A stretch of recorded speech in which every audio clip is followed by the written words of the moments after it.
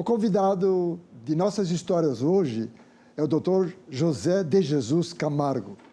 Ele é o diretor do Centro de Transplantes da Santa Casa de Porto Alegre.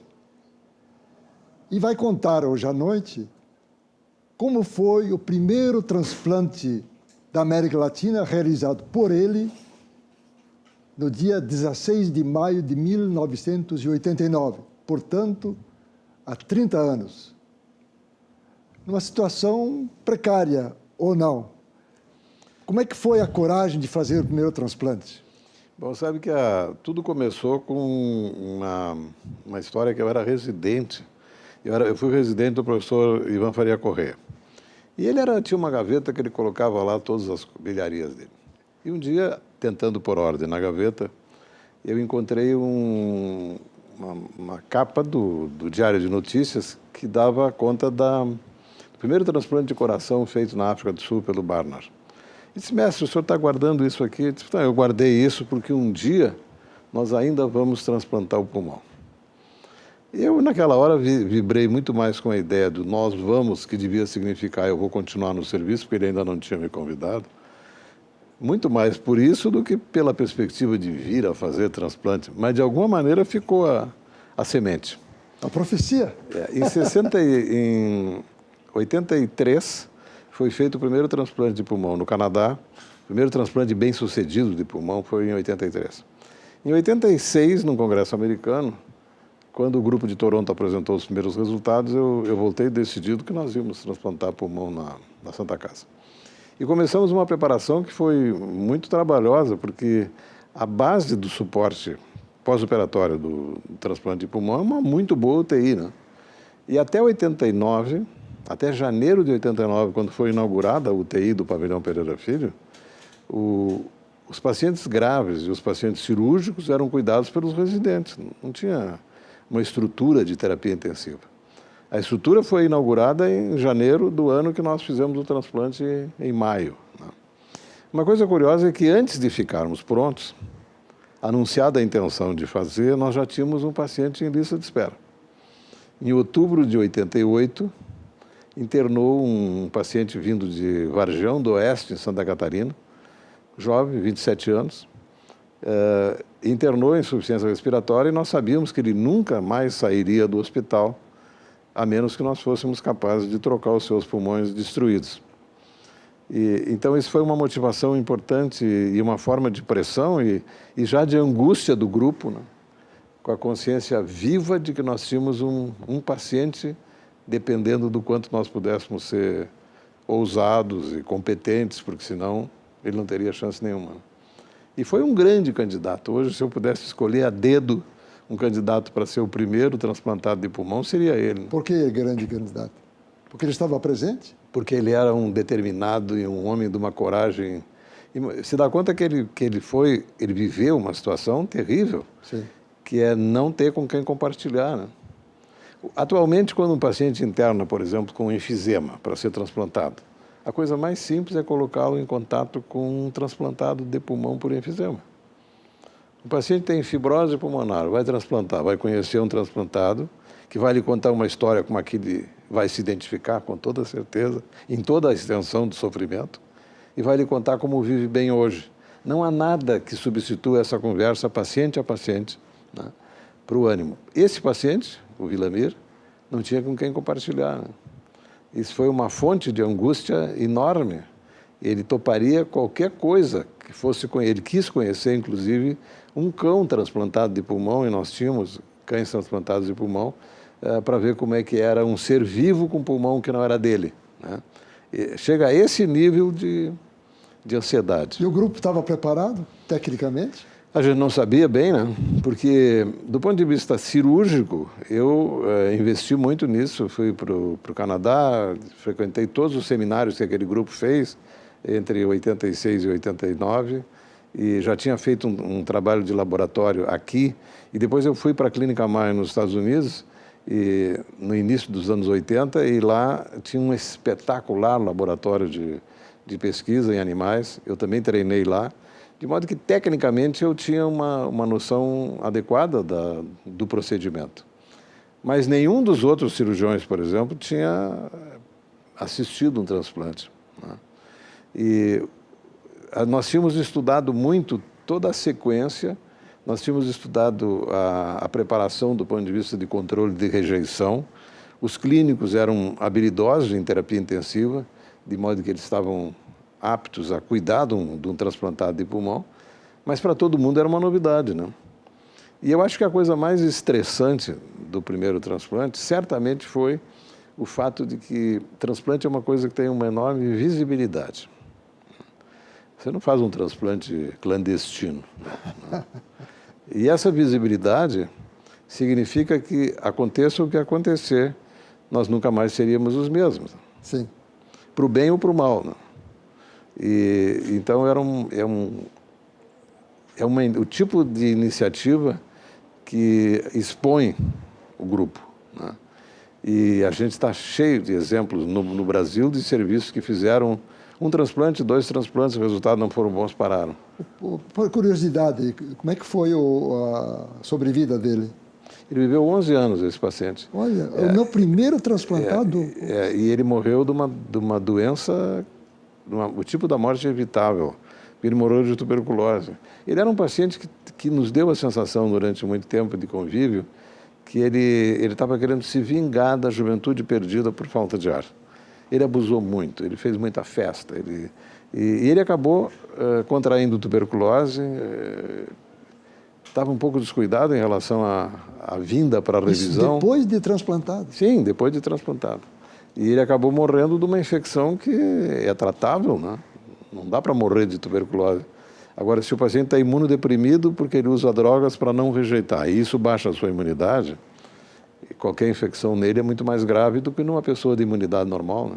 Uma outra etapa importante na sua trajetória, digamos, de cirurgião, foi de transplantar de pessoa viva, né? Isso foi 10 anos depois. Aliás, esse ano, em setembro, nós vamos comemorar 20 anos. São 2 anos de datas redondas, esse 2019. Em 17 de setembro, completaremos 20 anos do primeiro transplante com doador vivo. E o paciente, que hoje tem 32 anos, leva uma vida completamente normal, né? Ele recebeu um pedaço do pulmão do pai, um pedaço do pulmão da mãe, para substituir os seus pulmões doentes. Essa estratégia foi proposta na Califórnia como uma alternativa para propiciar transplante para uma população muito difícil de transplantar, que são as crianças e os adolescentes, em que é muito difícil encontrar um doador cujos pulmões sejam compatíveis com o tamanho da caixa torácica mirrada de uma criança. Então se propôs usar uma parte do pulmão de 2 doadores, geralmente pai e mãe, né? Então o lobo inferior do pulmão direito para substituir o pulmão direito da criança, o lobo inferior esquerdo da mãe para substituir o pulmão esquerdo da criança, e aí trocar os 2 pulmões por 2 lobos de adulto. E uma das coisas mais interessantes desse tipo de procedimento é observar que, na medida em que o tempo passa e o receptor cresce, os órgãos crescem, né? Porque o receptor, tem o hormônio do crescimento. Então, apesar dos órgãos serem maduros, porque foram retirados de adultos, eles voltam a crescer, né? E isso não cria... Não, eles crescem acompanhando o crescimento do receptor. Quer dizer, o paciente, quando foi transplantado, ele tinha 12 anos, né? E ele cresceu até os 18. E os lobos colocados lá cresceram acompanhando o crescimento de um adolescente até a juventude, né? Uma pergunta que talvez o telespectador faça o senhor falou que um pulmão era do pai e outro da mãe. Portanto, pode ter pulmão de pessoas adultas em pessoas jovens? Sim. Ou crianças? Exatamente.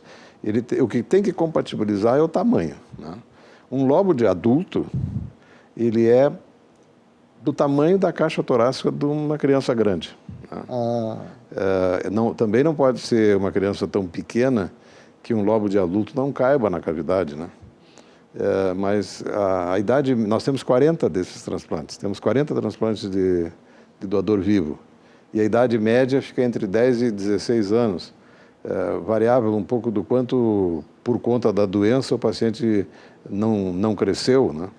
Mas entre 10 e 15 anos, 16 anos, a idade média dos receptores. E o doador, ele tem uma vida normal? Leva depois? Que de doa? dar uma parte, digamos, Não um dos percebe, pulmões? não percebe, né? O pulmão tem uma reserva muito grande. O indivíduo, para ser doador de um lobo, ele tem que ter capacidade pulmonar normal. Sim. E a perda média é 16%. Uma perda de 16% em relação ao original é imperceptível. Todos voltaram ao trabalho, esses 80 doadores, todos voltaram ao trabalho, ninguém mudou qualquer coisa. Mas também não se pode, e esse é um obstáculo para o transplante de pulmão, que precisa 2 doadores, porque ninguém pode doar um pulmão inteiro, né? Aí comprometeria Claro. a qualidade de vida de quem doa. Agora, um lobo é perfeitamente tolerável. Depois disso, quantos transplantes foram feitos na... Foram feitos 640 transplantes Estou falando sempre de transplante de pulmão, né? de pulmão, sim. 640. Eu só sei fazer esse também, né? Só sei fazer transplante de pulmão. E 640 transplantes, sendo que 40 foram com doadores vivos e 600 com doadores cadavéricos. O senhor, inclusive, é o diretor do Centro de Transplantes Sim. da Santa Casa. Quantos, são transplantes de pulmão? Que outros transplantes são feitos na Santa Casa? Em qualquer lugar do mundo, o transplante mais popular é o de rim, né? Sim. E depois fígado, o pulmão não é o mais popular. E o ano passado nós tivemos um ano excepcional, fizemos 52, o que é um número emblemático porque é um por semana, mas que é um número encontrado em muito poucos serviços do mundo. Não tem 10 serviços no mundo que façam mais de 50 transplantes por ano de pulmão. Mas o transplante de rim, de fígado, de córnea, são os transplantes mais de medula. Nós temos no Dom Vicente Scherer a condição de fazer todos os transplantes possíveis, né? E isso significa um número que tem oscilado entre 500 e 570 transplantes de órgãos por ano na unidade. Santa Casa. Na unidade, no Dom Vicente Scherer, que é o hospital construído especificamente para isso. Aliás, a Dom Vicente Scherer é o único hospital exclusivamente para transplantes na América Latina. Não tem um hospital de transplantes em outra cidade da América Latina. Em geral está dentro de uma unidade geral de cirurgia e tal, mas assim, um centro construído para transplantar órgãos, especificamente o Dom Vicente Scherer é o único sul-americano. Nós seríamos líderes no Brasil em transplante? Depende do tipo de transplante. Por exemplo, nós somos o primeiro em transplante de pulmão, somos o segundo em transplante de rim, o terceiro em transplante hepático, e estamos sempre entre os primeiros. E se não estamos numa condição melhor, é porque o nosso índice de doação de órgãos no Estado caiu nos últimos anos, né? Tem crescido uniformemente a lista de espera e não tem havido um crescimento correspondente na capacidade de gerar doadores pelo Estado. E esse é um grave problema, porque transplante é a única forma de tratamento médico que depende da sociedade para que ela mesma seja beneficiada. Nós vamos falar em outro bloco sobre esta questão, oferta e procura de transplantes, de órgãos de transplantes. Nós vamos fazer um intervalo e, na volta, nós vamos conversar um pouco sobre a história, porque esse programa conta histórias. Aliás, sobre transplantes, o senhor já contou várias, mas nós queremos conhecer um pouco mais a sua história. Um intervalo e já voltamos.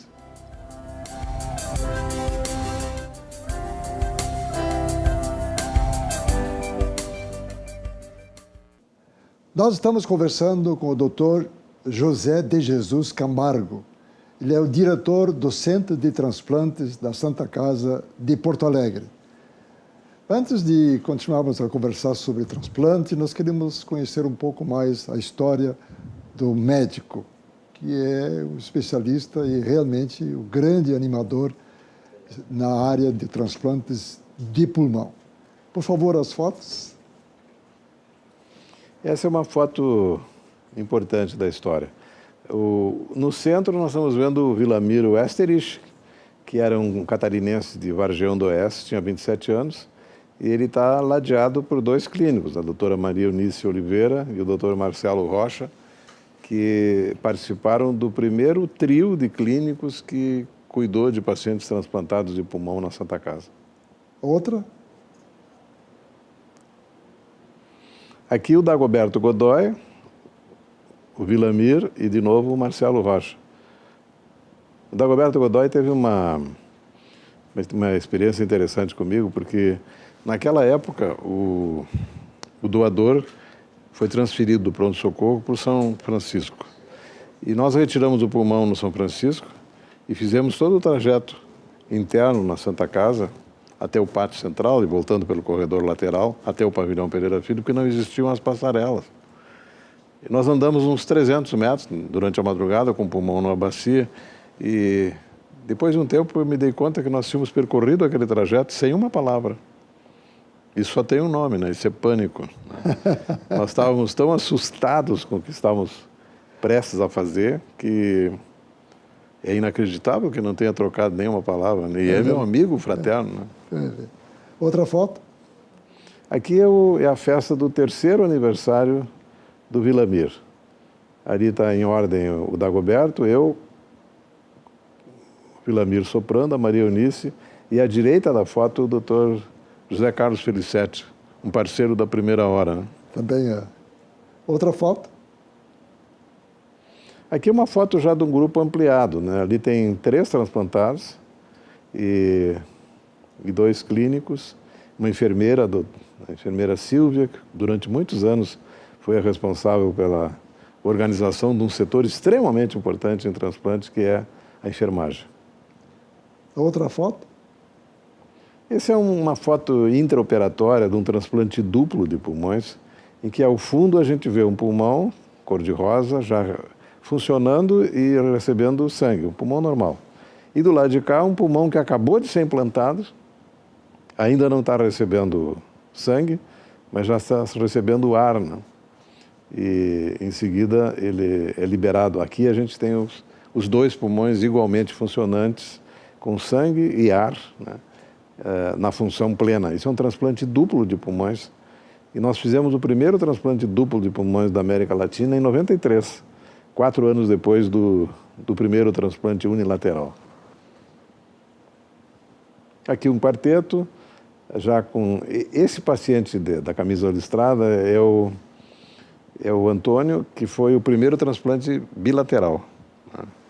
E Dagoberto à esquerda, eu estou depois do Antônio, e à direita o doutor Paulo Teixeira, que durante alguns anos foi membro da equipe clínica de acompanhamento dos pacientes.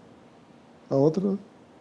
Essa é a Margarete, que era uma artista plástica transplantada em 91 e foi uma grande personalidade da nossa campanha de doação de órgãos, porque ela participou ativamente das campanhas. E lá ao fundo a gente vê já pacientes fazendo fisioterapia e tal, do grupo de preparação. A outra? Essa é a equipe atual de transplantes de pulmão, na frente do Dom Vicente Scherer, e é uma equipe numerosa, né? Porque isso dá uma ideia do quanto o transplante é uma forma de tratamento multidisciplinar, né? Ali tem fisioterapeuta, tem nutricionista, assistente social, enfermagem, tem psiquiatra, psicólogos, clínicos, cirurgiões, estão todos ali nesse grupo. É um grupo grande. Né? A outra foto?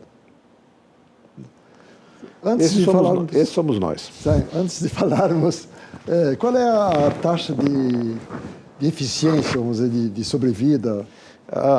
O índice de sobrevida no primeiro ano é em torno de 90%, que é o ano mais crítico, né? É o ano em que tem uma chance razoável de morrer, em torno de 10%, 12%, em função de rejeição hiperaguda que não responda ao medicamento e muito especialmente por infecção. A maioria das mortes precoces ocorrem por infecção. Esse índice cresceu ao longo do tempo. Sim, sim. Houve época em que a sobrevida no primeiro ano era 60%. Né? Hoje, esse índice, 65%, é o índice de sobrevida em 5 anos. Né? Quer dizer, e quando o paciente chega no 5º ano e com a preservação total do órgão transplantado, ele não tem nenhuma razão para morrer. Né? Nós temos vários pacientes transplantados com mais de 20 anos, função pulmonar normal, e tem aí um fator aleatório de compatibilidade. Né? Aquele paciente que precocemente começa a desenvolver rejeição e exige aumento das drogas anti-rejeição, ele é um mau candidato, porque ele começa a se tornar vulnerável para a infecção. Essas drogas que previnem rejeição baixam a imunidade, né? E ele fica mais vulnerável. Doutor, e a sua história, hein? O senhor não é de Porto Alegre, não? Como a grande parte de nós. Eu sou de Vacaria, nasci lá em 1946, sou filho de fazendeiro, né? Não tinha nenhum médico na família, e vim para Porto Alegre com 14 anos para fazer o científico no Colégio Rosário. Olha. Fiz o científico aqui e fiz o exame, o vestibular para a URGS. E fiz na URGS, na época os vestibulares eram separados, independentes, né? A gente fazia 2 provas, quer dizer, 2 maratonas de vestibular de acesso a universidades diferentes. E passei na URGS e terminei o curso em 1970 e fiz residência aqui, né, em Porto Alegre. E depois, no fim dos anos 70, eu já estava de chefe do serviço, porque o professor Ivan Faria Corrêa morreu extemporaneamente em 77. Eu assumi a chefia do Departamento de Cirurgia Torácica da Santa Casa com 31 anos. E foi uma época de grande sofrimento, porque eu não tinha treinamento suficiente, eu nunca consegui ser irresponsável, e aquilo me pressionava muito. Né? E por que a opção pela cirurgia torácica? Pela elegância anatômica do tórax. Né? Eu sempre quis ser cirurgião, sempre. Ao contrário de muitos médicos que quando chegam a essa parte, que não podem trabalhar com sangue, por exemplo. É uma coisa importantíssima. Aí tem uma coisa errada. Né? Mas eu gostava muito de intervencionismos e tal. Eu me lembro que eu fui um dos estudantes que mais fez partos na maternidade, porque eu achava aquilo muito bonito. Né? Mas eu queria mesmo ser cirurgião. E trabalhei durante um certo tempo com um cirurgião plástico. E eu achava muito elegante a parte da cirurgia plástica reconstrutiva. Sim. E nunca tive muito encanto pela cirurgia estética, mas eu esbarrei e me dei mal foram com os queimados. Sim. O convívio com os queimados me atrapalhou muito. Aí eu comecei a auxiliar um cirurgião geral que operava muito abdômen, naturalmente, e naquela época uma cirurgia muito comum era a cirurgia de vesícula, que é uma cirurgia que tem um perfil de paciente comum que é mulheres obesas. E eu, como segundo auxiliar, que era o que eu conseguia ser como estudante, eu não enxergava nada da cirurgia, né? Era uma incisão contornando a borda da costela, eu ficava segurando o fígado, podia ser um estudante de arquitetura que não enxergava nada mesmo. Né? Eu só participava da cirurgia na hora de fechar. E na hora de fechar começava o drama da briga com a gordura que a gente tem no abdômen, Sim. que se chama epíplon. O epíplon é uma estrutura orgânica inconformada com o lugar onde ele vive. Ele gostaria de sair, ele quer sair. Né? Na hora de fechar, ele saiu. Então, ceda, relaxa. Era uma briga, eu ficava brigando com o epíplon o tempo todo. Aí, quando eu era estudante, no 4º ano, eu estava fazendo um estágio no pronto-socorro, que foi uma experiência magnífica, e uma madrugada chegou um paciente esfaqueado no pronto-socorro, e era um momento de grande confusão, tinha outros traumatizados, e o cirurgião me convidou para auxiliá-lo numa cirurgia de tórax. Quando eu vi o tórax aberto, eu soube o que eu ia fazer o resto da minha vida, né? Porque é uma maravilha, né? Quer dizer, o tórax, quando se abre, o pulmão murcha e você tem todas as vísceras visíveis, ninguém quer sair do tórax, as vísceras estão conformadas com a anatomia e a estética do tórax é muito bonita. Doutor, a sua formação, digamos, o senhor fez certamente vários cursos, conferências, Eu fui para os Estados Unidos depois por conta de um trabalho experimental que nós fizemos no Instituto de Cardiologia sobre transplantes. Nós temos uma série de transplantes em cães e eu mostrei num congresso pan-americano no Rio, em final de 79, e anunciei o que seria a continuidade do projeto.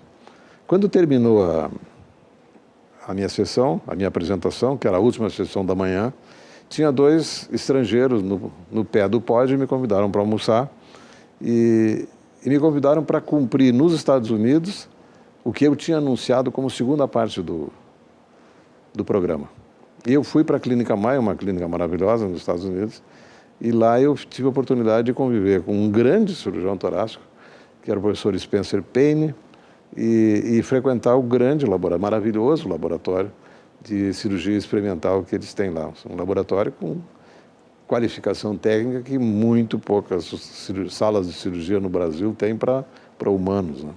Doutor, nós vamos fazer um novo intervalo e na volta nós vamos conversar um pouco sobre ainda transplantes, esse problema de, digamos, de nós termos diminuído muito a oferta de órgãos aqui no estado, perdendo para Santa Catarina, Paraná, etc. Na volta, portanto, nós vamos tratar deste assunto, entre outros. Um intervalo e já voltamos.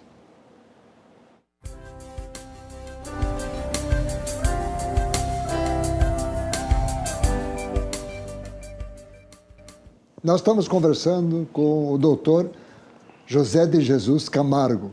Ele é o diretor do Centro de Transplantes da Santa Casa de Porto Alegre. Nós anunciamos no bloco anterior que iríamos falar de um problema muito sério que está acontecendo aqui no estado. Qual é este problema? Nós estamos com um número crescente de transplantes, né? Porque o transplante se afirmou como uma forma de tratamento confiável. As pessoas estão vivendo mais, e, consequência disso, mais doenças degenerativas e, consequentemente, mais indicações de transplante. E não tem havido uma curva ascendente proporcional no número de doadores. Nós já vivemos no Rio Grande do Sul uma situação com o índice de anuência das famílias mais alto do que hoje. Quer dizer, a sociedade gaúcha não está respondendo da mesma maneira ao pedido da doação de órgãos e nós não temos ainda um sistema de captação de órgãos com a solicitude necessária nessa situação. Nós estamos perdendo feio para Santa Catarina e Paraná, que tem quase o dobro do número de doadores por milhão de habitantes que nós temos. Qual é a proporção, assim, há pouco estava nos contando fora do ar, né? O Rio Grande do Sul tem em torno de 21 doadores por milhão de habitantes por ano. Santa Catarina está chegando em 40. No último trimestre, o Paraná fechou com 47 doadores por milhão de habitantes. Então, isso é uma... E nós já fomos líderes. Nós fomos líderes nacionais durante 20 anos. Durante 20 anos. E agora estamos até recuperando um pouco, nós já estivemos em 8º lugar, né? Hoje estamos em 5º, atrás do Ceará, do Distrito Federal, Santa Catarina e Paraná. A história bem-sucedida mais longa é de Santa Catarina. Santa Catarina, há quase 10 anos, tem estado entre Estados Unidos e Espanha. A Espanha é considerada a referência mundial em doação de órgãos. A qualificação dos serviços que captam órgãos em Santa Catarina, o entrosamento das equipes, a logística muito expedita, tem nos propiciado, como transplantadores de pulmão, o privilégio de receber órgãos de Santa Catarina e Paraná, porque eles não transplantam pulmões lá. Então, também é o único órgão que sai de lá para ser transplantado fora, né? O serviço, por exemplo, de transplante hepático de Santa Catarina é um dos mais ativos do Brasil, né? Então, esses órgãos todos ficam lá. Mas como eles não têm transplante pulmonar e consideram muito caro a criação de um serviço para transplante pulmonar no estado, que tem um centro transplantador tão próximo, eles nos mandam os potenciais receptores. E aí se sentem na obrigação de nos ajudar com os doadores. O que está faltando para o Rio Grande do Sul para esse fato de termos diminuído na oferta? Bom, a primeira coisa importante é sensibilizar a sociedade, né? Não adianta um hospital como a Santa Casa, por exemplo, ter um serviço específico para transplante de órgãos, oferecer o máximo de tecnologia possível e faltar a ponta mais determinante da execução do transplante, que é o doador. Quer dizer, sem doador nem começa a operação. Então, a sensibilização da sociedade, que num país que não tem ainda a cultura da doação de órgãos, depende muito da mídia, né? A mídia, na verdade, num país como o Brasil, assumiu claramente o papel da igreja como modulador do comportamento social, né? É verdade. Não é verdade? E, infelizmente, tem muitos jornalistas que não têm a noção do tamanho da responsabilidade social desse papel, né?